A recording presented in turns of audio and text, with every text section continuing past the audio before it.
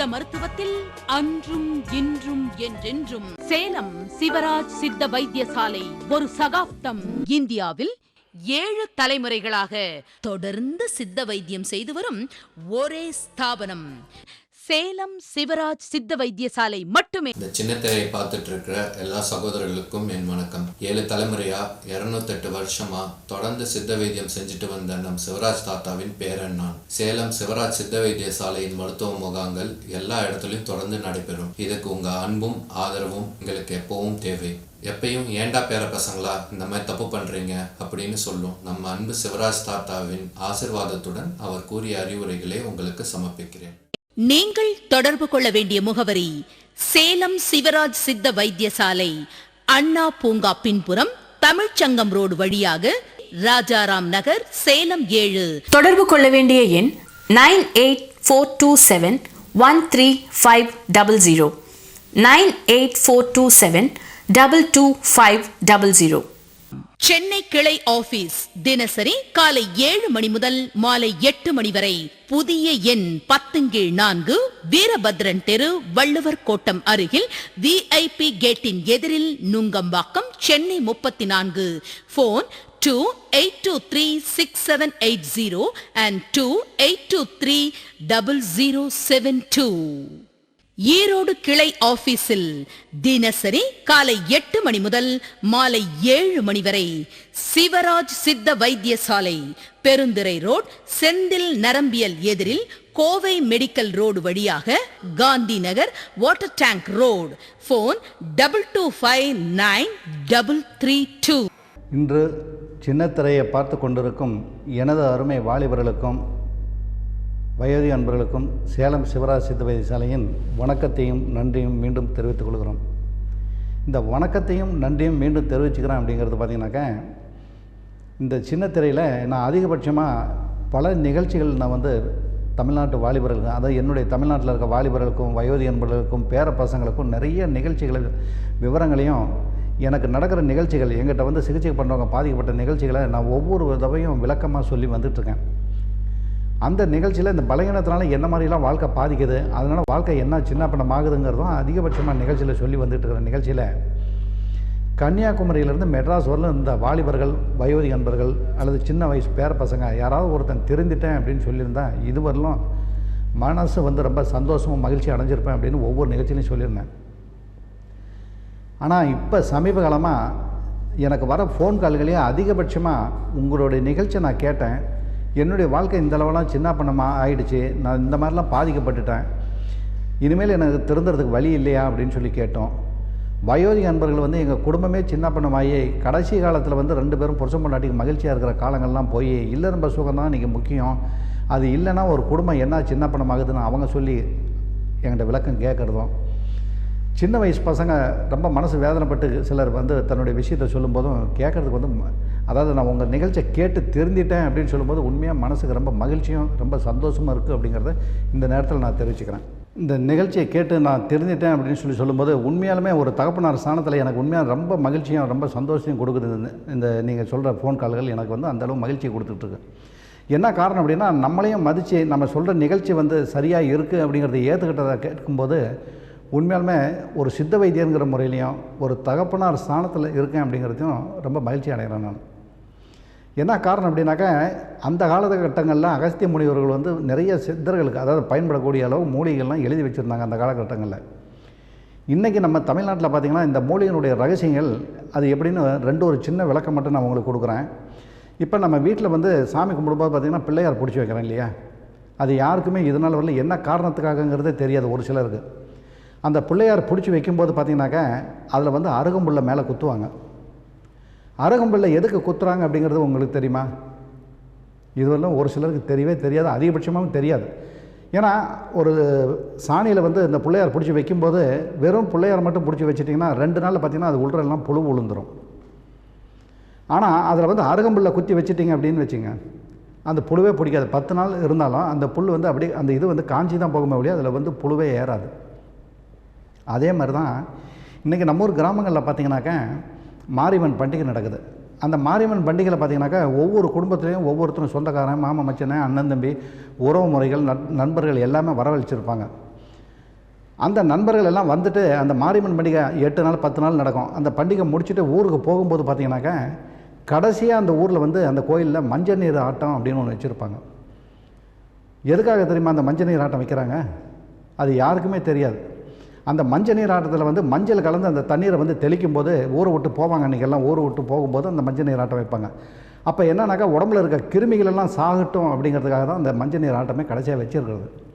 அந்த மாதிரி சித்த வைத்தியத்தில் வந்து ஒவ்வொரு மூலிகையினுடைய ரகசியங்கள் ஒவ்வொரு இதுவும் வந்து அபரிதமான, அதாவது சிலர் வந்து புரிஞ்சுக்க முடியாத அளவுக்கு சில விஷயங்கள்லாம் இருக்குது அதில். இந்த மாதிரி விஷயங்கள் வந்து உண்மையான சித்த வைத்தியர்கள், பாரம்பரியமிக்க சித்த வைத்தியர்களுக்கு மட்டும்தான் இதனுடைய நிகழ்ச்சி தெரியுமா ஒழிய மற்றவங்க எல்லாத்துக்கும் பாடப்புஸ்தகத்தில் படிச்சுட்டு வந்தால் மட்டும் இந்த விஷயங்களுக்கு தெரியாது. இன்றைக்கி தமிழ்நாட்டை பொறுத்தவரையிலும் இன்றைக்கி அதிகபட்சமான போலி வைத்தியர்கள் என்ன பண்ணிகிட்டு இருக்காங்க அப்படின்னா, இந்த மாதிரி வந்து மூலிகையினுடைய ரகசியங்களை வந்து தாங்கிட்ட வந்து ஒரு 10 பேர் வேலை செஞ்ச மாதிரி கோயில் குளத்தில் வந்து காவி வேஷ்டி கட்டிக்கிட்டு காவி சட்டை போட்டுட்டு இருக்கிறாங்க இல்லையா, அந்த மாதிரி இருக்கிற பெரியவங்க எல்லாத்தையும் கூட்டிகிட்டு வந்து தாடி வச்சுக்கிட்டு இருக்கிற பெரியவங்க, வெள்ளை தாடி வச்சுக்கிட்டு இருக்கிற பெரியவங்களை கூட்டிகிட்டு வந்து அவங்களுக்கு வந்து அந்த கலர் சட்டை தைச்சி கொடுத்து, இந்த ஆளுங்கள்லாம் இந்த சித்தர்கள்லாம் எங்கள் கம்பெனியில் வந்து வேலை செஞ்சிட்ருக்குறாங்க, இந்த சித்தர்கள் சொல்லி கொடுத்த ஓலைச்சுவடி பிரகாரம் தான் இந்த மூலிகையினுடைய ரகசியங்கள்லாம் நாங்கள் செஞ்சிட்ருக்குறோம், இந்த மருந்தெல்லாம் தயார் பண்ணி கொடுக்குறோம், அதனால் திறமைமிக்க வைத்தியர்கள் அப்படின்னு அவங்களுக்கு ஒரு பட்ட பேரும் ஒரு சித்தர்கள் அப்படிங்கிற ஒரு புனைப்பெயரும் கொடுத்து எங்கிட்ட இவங்கெல்லாம் இந்த காவி வேஷ்டி கட்டிக்கிட்டு காவி துண்டை போட்டுக்கிட்டு இவங்கெல்லாம் எங்கிட்ட வேலை செய்கிறாங்க அப்படிங்கிறது ஒன்றும், படித்த வைத்தியர்கள் நிறைய எங்கிட்ட வேலை செய்கிறாங்க அப்படிங்கிறத வந்து ஒரு குரூப்பாக காட்டுற மாதிரி காட்டி உங்களையெல்லாம் திசை திருப்பிக்கிட்டு ஏமாற்றிக்கிட்டு தமிழ்நாட்டில் போலி வைத்தியர்கள் தான் அதிகபட்சமாக பண்ணுறாங்க. இந்த உண்மையான சித்த வைத்தியர்கள் வந்து இதை வந்து யாருமே செய்ய மாட்டான். ஆனால் போலி வைத்தியர்கள் வந்து இந்த மாதிரி வேஷத்தை கட்டி வைத்தியம் வந்து செஞ்சிட்ருக்காங்க.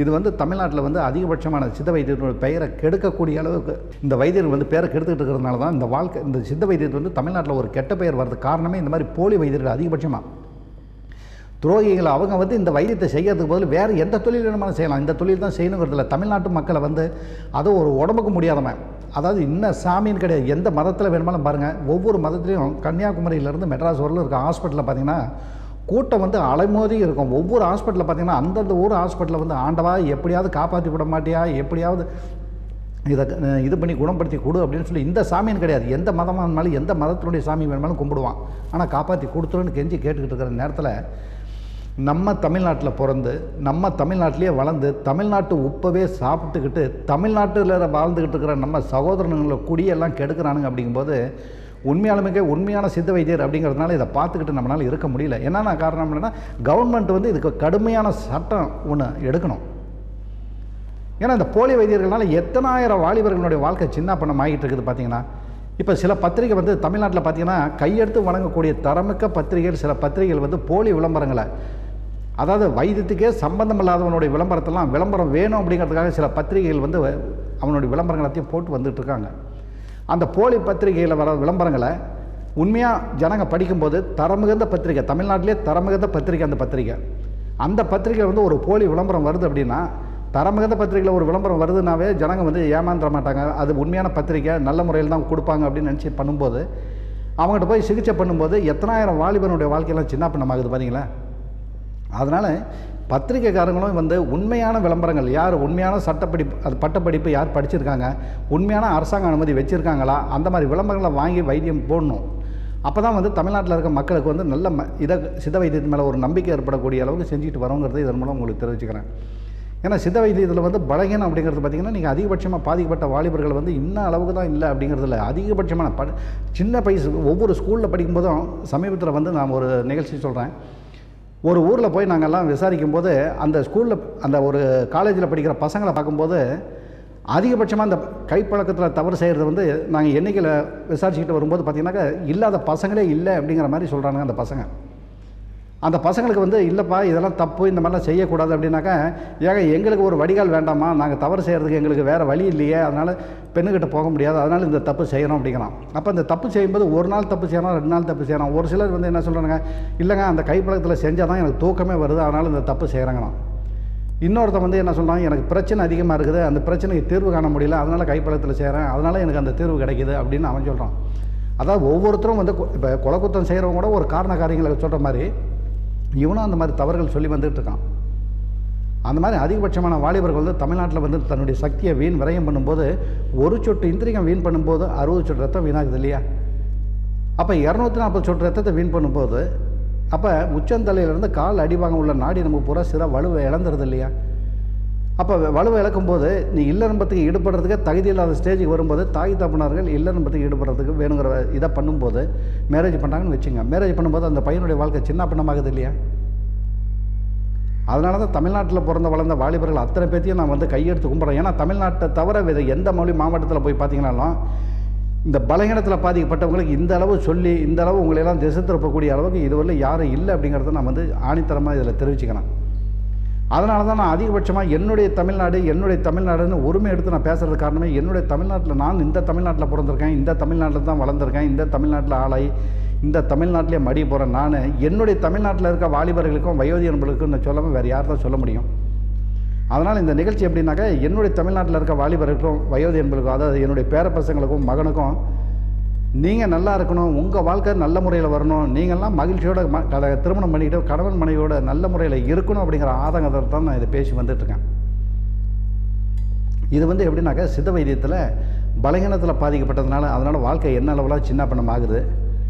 அப்போ அவனுடைய வாழ்க்கை எந்த அளவுக்கு வீணாகுது, அப்பா அம்மா சொன்னதுக்கப்புறம் திருமணம் பண்ணும்போது அந்த பையனுடைய வாழ்க்கை, அந்த பொண்ணுடைய வாழ்க்கை, அந்த பெண்ணுடைய பெற்ற தாய் தப்பனோட வாழ்க்கைலாம் எந்த அளவுக்கு சின்ன பின்னம் ஆகுது அப்படிங்கிற ஒரு நிகழ்ச்சியாகும். குழந்தை பாக்கியம் இல்லை அப்படின்னா அவங்க வாழ்க்கை என்ன அளவுக்குலாம் சின்ன பின்னமாகுது. 3 நிகழ்ச்சியாக நான் பிரித்து ஒவ்வொரு நிகழ்ச்சியாக சொல்லி வந்துட்டுருக்கேன். இந்த ஒவ்வொரு நிகழ்ச்சியிலையும் இந்த பலகீனம் ஏன் ஏற்படுது அப்படின்னாக்கா 13 வயசுலேருந்து இன்றைக்கி வந்து பார்த்திங்கன்னா கைப்பழக்கத்தில் இல்லாத நபர்களே கிடையாது அப்படிங்கிற ஸ்டேஜில் இன்றைக்கி வந்து பண்ணிக்கிட்டு இருக்காங்க.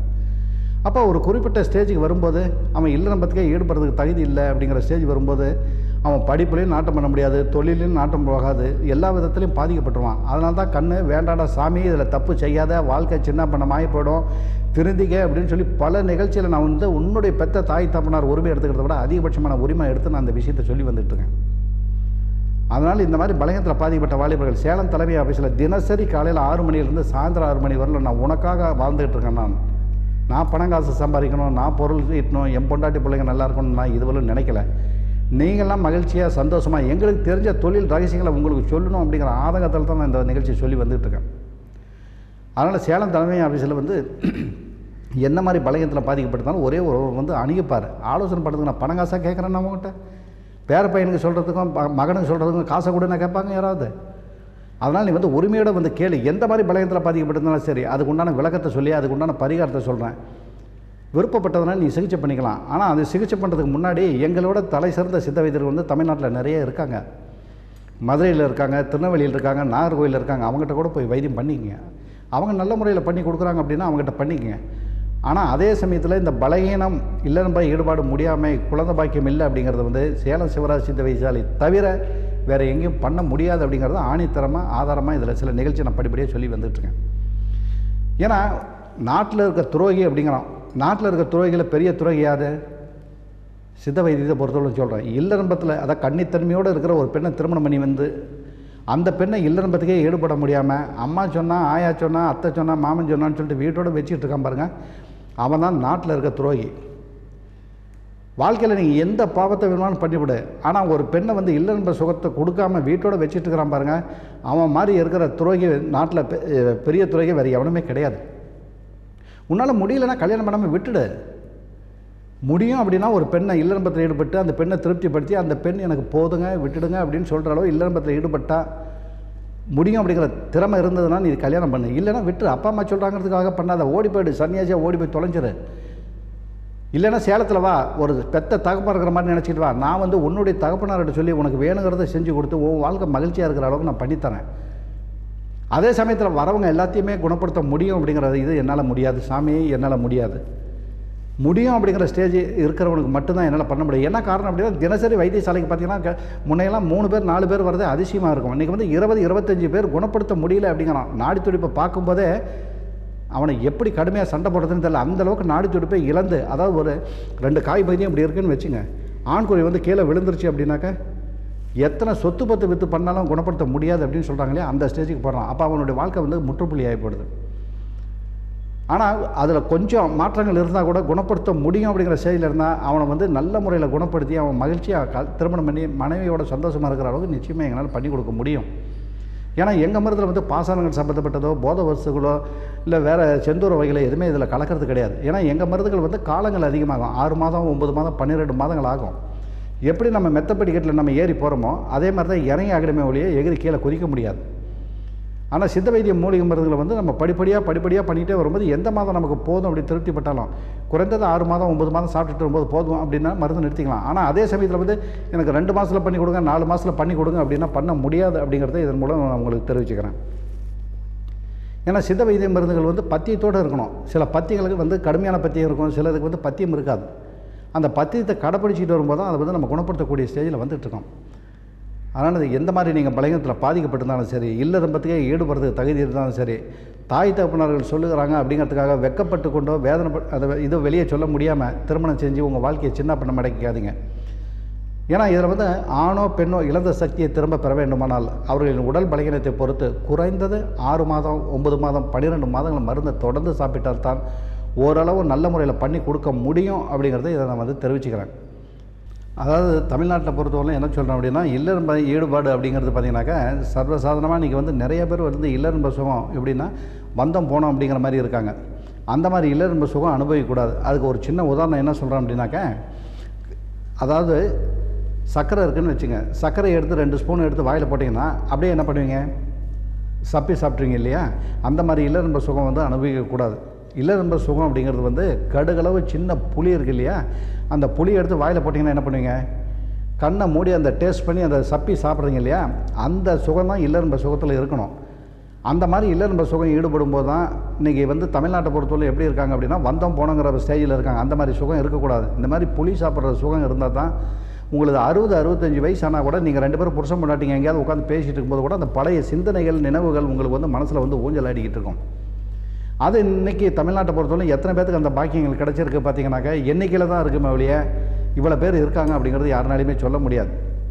அதனால் இன்றைக்கி ஒரு சுருக்கமாக ஒரு சின்ன உதாரணம் சொல்கிறேன். நான் கடலூர்லேருந்து கடலூர்லேருந்து எங்கேயோ ஒரு பொண்ணு பார்க்குறதுக்காக ஒசூர் ஒருத்தர் போயிருக்கார். அப்போ ஒசூருக்கு போய் அந்த மாப்பிள்ளையை பார்க்குறதுக்காக தன்னுடைய பொண்ணுக்காக பார்க்க போயிட்டு ஊருக்கு வராது. ஊருக்கு வரும்போது சேலம் பஸ் ஸ்டாண்டில் இருந்துட்டு தன்னுடைய மனைவிக்கு ஃபோன் பண்ணியிருக்கா, மாப்பிள்ளையை பார்த்தேன், மாப்பிள்ளையுடைய ஜாதகத்தை பார்த்தேன், நல்ல முறையில் இருக்குது, நம்ம பொண்ணுக்கு ஏற்றால தான் அப்படின்னு சொல்லியிருக்காரு. அப்போ அந்த அம்மா அவருக்கு வந்து பதில் சொல்லுதான். ஏன்னா தலைமை ஆஃபீஸில் வரும்போது இந்த நிகழ்ச்சி என்கிட்ட சொல்கிறார் அவர். நீ வீட்டுக்கு வரையோ இல்லையாங்கிறது பிரச்சனை இல்லை, நீ வந்து சேலத்தில் போய் சிவராஜ் சித்த வைத்தியசாலையில் அந்த அம்மா சொல்கிற நிகழ்ச்சி இது. கணவன்கிட்ட சொல்கிறாங்களாம் ஃபோனில், நீ சேலம் சிவராஜ் சித்த வைத்தியசாலையில் போய் ஆலோசனை பண்ணி பாரு, உன்னால் இல்லறம்பத்துக்கு ஈடுபட்டு என்னை திருப்திப்படுத்தக்கூடிய அளவுக்கு உன் உடம்பை கொண்டுகிட்டு வர முடியும் அப்படின்னு சொன்னாக்க நீ வந்து கடலூரில் வந்து நம்ம பிள்ளைக்கு கல்யாணத்தை ஏற்பாடு பண்ண முடியல அப்படின்னா நீ வீட்டுக்கே வராத, பிள்ளைக்கு வேணுங்கிற கல்யாணத்தை நான் பண்ணி ஏற்பாடு பண்ணிக்கிறேன் அப்படின்னு சொல்லி வந்து அந்த அம்மா சொன்னதாக வந்து அவர் என்கிட்ட சொல்லிட்டு அழுகிறார். இந்த வயசில் வந்து இல்லறம்ப சுகம் ஒன்று அப்படிங்கிறது தேவையே கிடையாது. ஆனால் பிள்ளைக்கு கல்யாணம் பண்ணுற வயசில் இல்லறம்ப சுகம் கேட்குறாங்க அப்படிங்கும்போது அப்போ ஒரு சில பெண்கள் அந்த மாதிரி கேட்கும்போது நீங்கள் எத்தனை கோடி ரூபாய் பணத்தை கொடுத்தாலும் அவங்க வந்து திருப்தி அடைய மாட்டாங்க. அந்த இல்லறம்ப சுகங்கிறது கொடுத்தா தான் அந்த வாழ்க்கை சந்தோஷமாக இருக்கும். ஏன்னா கடைசி காலகட்டங்களில் இன்றைக்கி தமிழ்நாட்டை பொறுத்தவரை இந்த மாதிரி நிகழ்ச்சிகளை வந்து அதிகபட்சமாக இருக்குது. இந்த நிகழ்ச்சிகளை வந்து நான் ஒவ்வொரு நிகழ்ச்சியிலையும் உங்களுக்கு படிப்படியாக ஒவ்வொருத்தரும் பாதிக்கப்பட்ட நிகழ்ச்சியை என்கிட்ட சொல்லும்போது அந்த நிகழ்ச்சிகளை வந்து உங்களுக்கு ஒரு படிப்படியாக அமையும் அப்படிங்கிறத நான் ஒவ்வொரு நிகழ்ச்சியிலும் சொல்லி வந்துகிட்ருக்கேன். பாரம்பரியம் மிக்க சித்த வைத்தியசாலையிலிருந்து இந்த விளக்கத்தை நான் சொல்கிறேன். நான் ஏன்னா பலகீனம் அப்படிங்கிறது சித்த வைத்தியத்தில் மட்டும்தான் பண்ண முடியும்னா சிவராஜ் சிவகுமார்கிட்ட தான் போய் பண்ணணும் அப்படிங்கிற அவசியமே கிடையாது. தமிழ்நாட்டில் எண்ணற்ற வைத்தியசாலை பெரியவங்கள்லாம் நிறையா இருக்காங்க. அவங்ககிட்ட போய் வைத்தியம் பண்ணி நல்ல முறையில் பண்ணிக்க, எங்கிட்ட வா அப்படின்னு நான் கூப்பிடல. ஆனால் இந்த பலகீனத்தை வந்து சேலம் சிவராஜ் சித்த வைத்தியசாலை தவிர தமிழ்நாட்டில் வேறு யாருனாலையும் செஞ்சு கொடுக்க முடியாது அப்படிங்கிறத இந்த நிகழ்ச்சி நான் வர படிப்படியாக நான் சொல்லி வரேன். அதனால் தமிழ்நாட்டில் எனது பேர குழந்தைகளும் மகன் போன்ற வாலிபர்களும் இந்த பலகீனம் சம்மந்தப்பட்டதுக்கு நல்லா யோசனை பண்ணி திறமை யாருக்கிட்ட இருக்குது, நல்ல முறையில் செய்கிறாங்க அப்படின்னு பாரு. ஏன்னா இப்போ ஒரு கெட்டதை சொல்லும்போது சின்ன பசங்களுக்கெல்லாம் பார்த்தீங்கன்னாக்கா நல்லா இருக்கிற மாதிரி தான் இருக்கும். இப்போ கைப்பழக்கத்தில் செய்கிறது வந்து தப்பு இல்லை அப்படின்னு அவங்க சொல்லும்போது, கைப்பழக்கத்தில் செய்கிறது தப்பு இல்லைன்னு சொல்லும்போது சின்ன வயசு பசங்களுக்கு அதில் ஒரு சந்தோஷம் அனுபவிச்சுட்டு இருக்கிறதுனால அவர் சொல்கிறது தான்டா நல்ல முறை, அவர் சொல்கிறார் பார், விந்து எவ்வளோ வெளியானாலும் நல்லா பண்ணிக்கலாம்னு சொல்கிறார், அதனால் அவர் பேச்சை கேட்கலாண்டா அப்படின்னு சொல்லி கேட்குறானுங்க. அது வந்து தவறு. அந்த மாதிரி பண்ண முடியாது. விந்து உற்பத்திங்கிறது ஒரு ஸ்டேஜ் தான். இரவுங்கிறதும் பகலுங்கிறதும் மாறி வந்துக்கிட்டு இருக்கோம். அதனால் நம்ம இறப்பை நோக்கி நெருங்கிறதுனால ரொம்ப ஜாக்கிரதையாக இருந்தீங்கன்னா தான் இதில் பண்ண முடியும் அப்படிங்கிறதுனால உங்களுக்கு விவரம் சொல்கிறேன். அதனால் இந்த சித்த வைத்தியத்தை நம்புறதும் நம்பாததும் உங்களுடைய விருப்பத்தை பொறுத்து நான் விட்டுறேன். நீங்கள் முடிவெடுத்து நல்ல முறையில் உங்களுக்கு எங்கே திருப்தியோ அங்கே போய் செஞ்சுங்க. நான் வேண்டான்னு சொல்லலை. கண்ணு, இந்த குழந்தை பாக்கியம்னு சொல்கிறாங்க பாரு, இந்த குழந்தை பாக்கியத்துக்கு அத்தியாவசியமாக நான் இன்றைக்கி வந்து கம்ப்ளீட்டாக நம்ம தமிழ்நாட்டில் இருக்க பேர பசங்களுக்கும் மகன் போன்ற வாலிபர்களுக்கும் சொல்லி வரணும் அப்படிங்கிறதுனால தான் இதை வந்து நான் அதிகபட்சமாக இந்த நிகழ்ச்சியில் நான் சொல்லி வரேன். இது யார் மனதையும் புண்படுத்துகிற மாதிரியோ யார் மனதை குறை சொல்கிற மாதிரியோ மாற்று மருந்து செய்கிறவங்களை வந்து நான் தப்பு அப்படிங்கிறத நான் சொல்லலை. ஏன்னா இந்த குழந்தை பாக்கியம் அப்படிங்கிறது பார்த்தீங்கன்னாக்கா புருஷன் பொண்டாட்டிங்க 2 பேர்த்தையும் கூட்டிகிட்டு வாங்கங்கிறான். புருஷன் பொண்டாட்டிங்க 2 பேரையும் கூட்டிகிட்டு இருந்தால் புருஷன் பொண்டாட்டிங்க 2 பேரும் வரும்போது அந்த பெண்ணுக்கு என்ன சொல்கிறாங்க, அந்த பெண்ணை வந்து டெஸ்ட் எடுக்கிறாங்களோ டெஸ்ட் எடுக்கலையோ, பொய்யை சொல்கிறாங்களோ உண்மையை சொல்கிறாங்களோ இல்லை ஏமாத்துறாங்களோ இல்லை நடிக்கிறாங்களோ என்னன்னு தெரியாது. உடனே ஒரு பெண்ணுக்கு ஆண்டவன் வந்து இதுவரை தமிழ்நாட்டில் உள்ள பெண்கள் எந்த பெண்களையுமே ஆண்டவன் வந்து குறை கொடுத்ததே கிடையாது. ஆண்டவன் எந்த பெண்களுக்குமே தமிழ்நாட்டு பெண்களுக்கு குறை கொடுத்தது கிடையாது. ஏன்னா பெண்கள் வந்து பாவப்பட்டவங்க, பெண்கள் வந்து பாவப்பட்டவங்க. அது எப்படின்னாக்க தமிழ்நாட்டில் நம்மெல்லாம் கையெடுத்து வணங்கக்கூடியவங்க அவங்கள போய் தமிழ்நாட்டில் இப்படி தான் சொல்லணும் அப்படி தான் சொல்லணும்னு ஏமாத்துறத பாரு எப்படி ஏமாத்துறாங்க அப்படின்னாக்க, பெண்களை போய் டெஸ்ட்டுக்குன்னு உட்காரும்போது நாங்கள் ஒன்று டெஸ்ட் எடுக்கணும் அப்படின்ட்டு டெஸ்ட் எடுத்துகிட்டு வந்து அந்த டெஸ்ட்டில் பார்த்தீங்கன்னாக்க இல்லாத பொய் இன்னும் என்னென்ன பொய்யோ அத்தனை பொய்யும் சொல்லுவாங்க. எப்படி சொல்லுவாங்க, உனக்கு வந்து விந்து போகிற குழாயில் கர்ப்பப்பைக்கு விந்து போகிற குழாயில் வந்து தடைப்பட்டு போச்சு. ஐயோ உனக்கு விந்து போகிற குழாயில் தடைப்பட்டு போச்சு கண்ணு அப்படிம்பாங்க. விந்து போகிற குழாயில் தடைப்பட்டு போச்சும்பாங்க.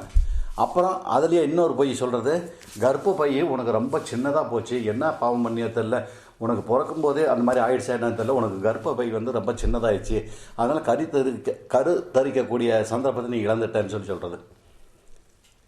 அப்புறம் கர்ப்பப்பைக்குள்ளே நிறையா கட்டிங்கெலாம் இருக்குது, கர்ப்பப்பைக்குள்ளே நிறையா கட்டிங்கெலாம் இருக்குது அப்படின்னு சொல்லிட்டு இன்னும் சில பொய்களை வந்து அதிகபட்சமாக சொல்கிறாங்க. அதனால் எனது தமிழ்நாட்டில் உள்ள எல்லா பெண்களுமே என் மகள் போன்றவர்கள், தமிழ்நாட்டில் உள்ள எல்லா பெண்களுமே என்னுடைய மகளை போன்றவங்க தான் அத்தனை பேருமே.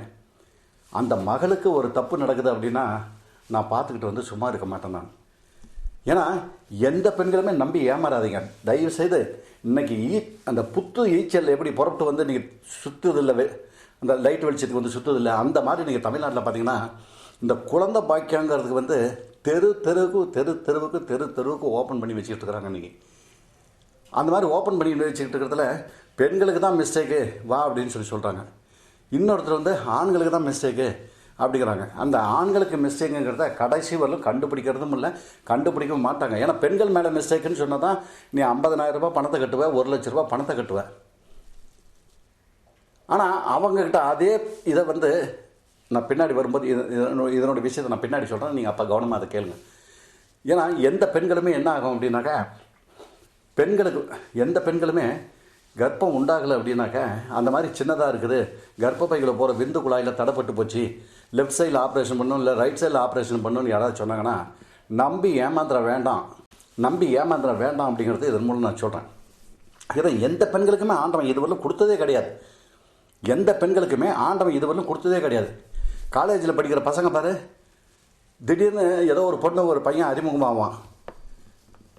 காலேஜ்லேயோ கிராமத்துலேயோ இல்லை விவசாயம் செய்கிற இடத்துலையோ எங்கேயோ பாரு, ஏதோ ஒரு இடத்துல ஏதோ ஒரு காரணக்காரங்களை, உதாரணத்துக்கு நான் சொல்கிறேன், ஏதோ ஒரு காரணக்காரங்களை திடீர்னு ஒரு பொண்ணு ஒரு ஆணும் சந்திக்கிறாங்க அப்படின்னா ஒரே ஒரு முறை தான் கூட்டிகிட்டு போய் உடல் உறவு வைப்பான். ஒரே முறை கூட்டிகிட்டு போய் அவங்க யாருன்னு தெரியாது, இந்த பையன் யாருன்னு தெரியாது, ஏதோ ஒரு பழக்கத்தில் போய் சந்தித்து உடல் வைக்கும்போது பார்த்தீங்கன்னா ஒரு முறை உடல் வச்சேன்னா அந்த புள்ள வந்து 1 மாதம் கழிச்சு ஐயோ கர்ப்பம் உண்டாகி போச்சு அந்த பையன்கிட்ட வந்து அழுகும். அந்த மாதிரி ஒரு முறை வச்சாலே கர்ப்பம் உண்டாகுதுங்கிறது தான் ஆண்டவன் படைப்பில் நம்ம தமிழ்நாட்டு பெண்கள் எல்லாருமே இருக்கிறாங்க. ஆனால் நம்ம தமிழ்நாட்டில் நமது மகன் போன்ற வாலிபர்கள் பண்ணுற அக்கிரமங்கள் இன்னும் சாதாரண அக்கிரமங்கள் கிடையாது. அந்த அளவுக்கு ஆன்மத்தன்மை இழந்து இல்லறம்பத்துக்கு ஈடுபடுறதுக்கு தகுதி இல்லாமல் அவங்க விந்தில் வந்து எல்லாமே நீத்து போய் எப்படி போகுது அப்படின்னா விந்து நீட்டு போகும்போது பார்த்தீங்கன்னாக்கா அதில் சளி எப்படி இருக்குது, மூக்கு சளி எப்படி இருக்குது, அந்த அளவுக்கு நீட்டு போய் தண்ணி போல் வெளியாகிடும். ஒரு பெண்ணுக்கிட்ட தொடர்பு வைக்கிறதுக்கு முன்னாடியே பார்த்தீங்கன்னாக்கா விந்து அப்படியே கொட்டக்கூடிய ஸ்டேஜுக்கு வந்துடும். அப்போ அவனும் திருப்தி அடைய மாட்டான், அந்த பெண்ணையும் அவனால் திருப்திப்படுத்த முடியாது.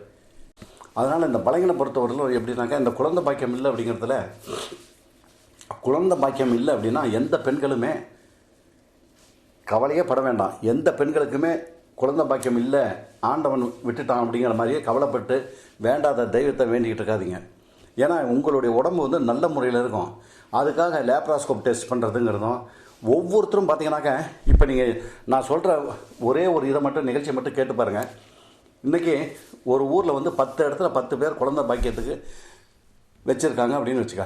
10 பேர் குழந்தை பாக்கியத்தை உற்பத்தி பண்ணுறதுக்காக, அணுக்கள் உற்பத்தி பண்ணுறதுக்காக ஹாஸ்பிட்டல் வச்சுருக்காங்க அப்படின்னா, அந்த 10 ஹாஸ்பிட்டலையும் நீ போய் நான் சொல்கிறதுங்கிறதுக்காக நீ செய்யாத.